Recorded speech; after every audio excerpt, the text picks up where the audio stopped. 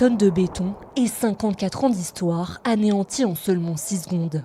Symbole du paysage naborien, mastodonte de 122 mètres de haut et 41 mètres de large, la tour aéro-réfrigérante 5 de la centrale Émile Huchet a été dynamitée sous les yeux ébahis de centaines d'habitants, élus et anciens employés.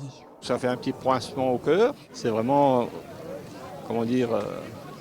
spectaculaire. C'est impressionnant, ça fait boum et après tout est tombé, ça fait tout plein de fumée. Beaucoup d'émotions, c'est sûr. Tous les matins en arrivant, on la voyait, elle était droit devant nous là, et puis donc ça va faire tout drôle quoi, de passer à côté et de ne plus la voir quoi.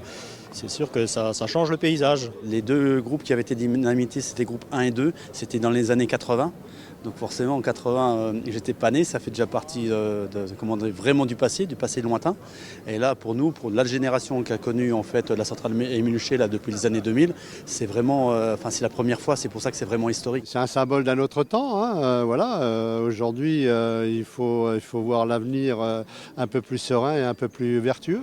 Ce foudroyage sur un site classé Céveso Seuil Haut est l'aboutissement d'une longue procédure. Plan de tir, périmètre de sécurité, tout est méticuleusement étudié depuis 1 an.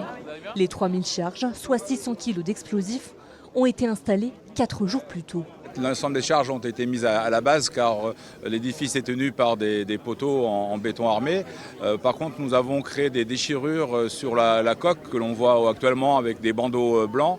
Celles-ci sont à 40 mètres de haut, donc on a travaillé à partir de nacelles élévatrices à 40 mètres de haut. Donc ça, c'était particulièrement compliqué.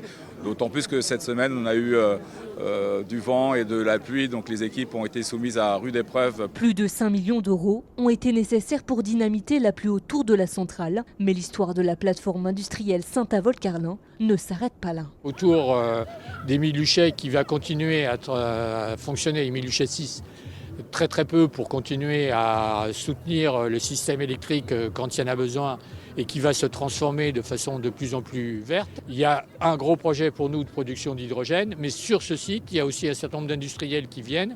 Il y en a déjà un qui est en train de se bâtir, qui est Circa, puis un autre projet Parks qui lui aura lieu là, sur les coques de Carlin, mais pour lequel l'entreprise Gazelle va aussi investir, puisque tout ce qui est énergie sera produit par nous. À la place de cette tour, un projet de production d'hydrogène bas carbone et renouvelable par électrolyse de l'eau sortira de terre en 2027, en route vers un avenir plus vert.